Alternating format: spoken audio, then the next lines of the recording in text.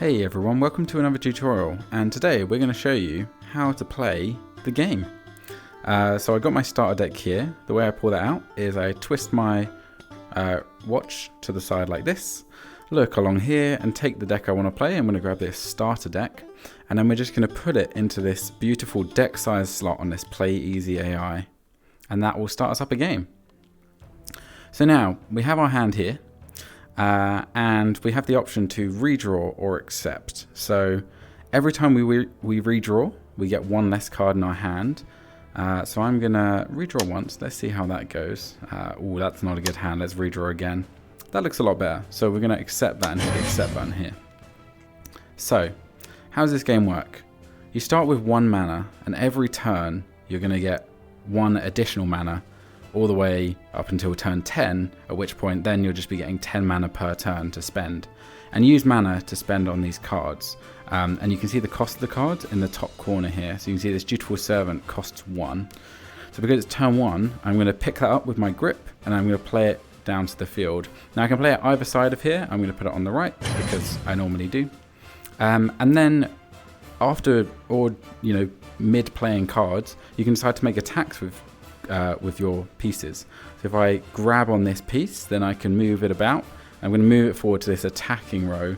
You've got the attacking row here, and then behind here is just your standby row where you're waiting. And then I'll just flip this timer, and that will declare the end of my preparation of attacks. And they decided here not to defend with their unit. So what am I going to do this turn?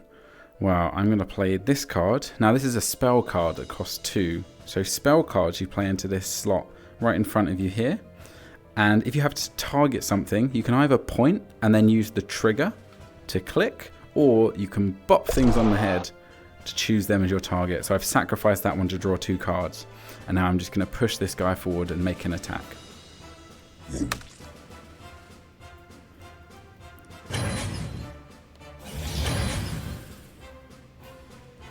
Alright, what have we got now? Let's play this Tombstone Mimic down to the field. And then we're not going to... we'll copy that card effect. So this card, the Tombstone Mimic, says that you copy the ability of a card in your graveyard. So we're going to do that there. And then we're just going to end our turn there, because we're not ready to attack at this point. So now that he's attacking, how you defend is you grab on top of them and then you can move them where you want to. So they'll deal the attack to each other simultaneously. So if I put this unit here, then my piece will take 2 damage and his piece will take 1 damage, which in this case, they'll both die. If I move this one here, then I'll take 2 damage because this guy is my Dungeon Master and that is also my health pool. They're the same thing for this this faction that I'm using, which is Dungeon Master. So if I defend here, because I'm going to take the 2 damage anyway, then I'll be able to kill his unit and I just take the 2 damage. And then I can put this in, but as it's doing no damage, I think I'll just leave it there. Okay, what should we play next? Now let's play this card. This is a pretty good card. This is the Reconstructor. So Entrance means when it comes into play, we do its ability. You can see that on the tooltip of the card in the top right there. So I'm going to bop this thing to kill that and sacrifice that to turn into 2 tasty skeletons.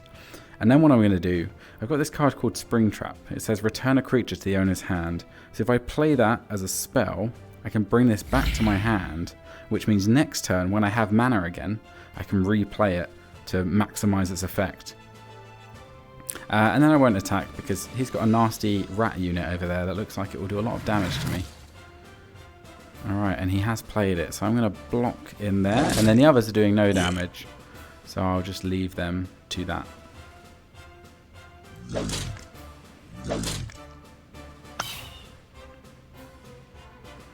Okay, this turn, we're going to play our Reconstructor, and we're going to sacrifice this skeleton, which makes all of our skeletons stronger now. And then we'll play this Apprentice Necromancer who's going to bring us another skeleton into play. So now we've raised our army from the dead and we're ready to make a good attack and try and get them down to 0 health. That is the aim of the game, of course. What's he attacking with? So I kind of want one of these to die, because if my skeletons die and go in my graveyard, it says on them that they get stronger. So I'm going to try and do that.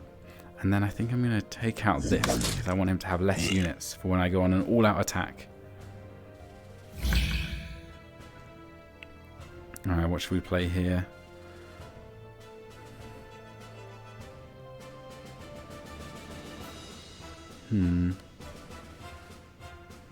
Let's beef up these skeletons with this, and then we'll push those forward. And we'll just attack with everything, because we haven't really got much to lose here.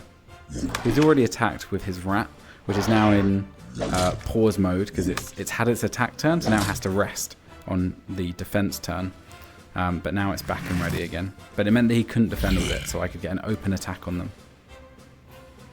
Okay. And he can see that all my units here are tapped. You can see they're turned slightly sideways, which is why he's attacking with his Dungeon Master, which could be quite risky, because if my units were all ready, I could put multiple blockers in front of it to do lots of damage to it. But I'm going to have to take all of that damage to the face.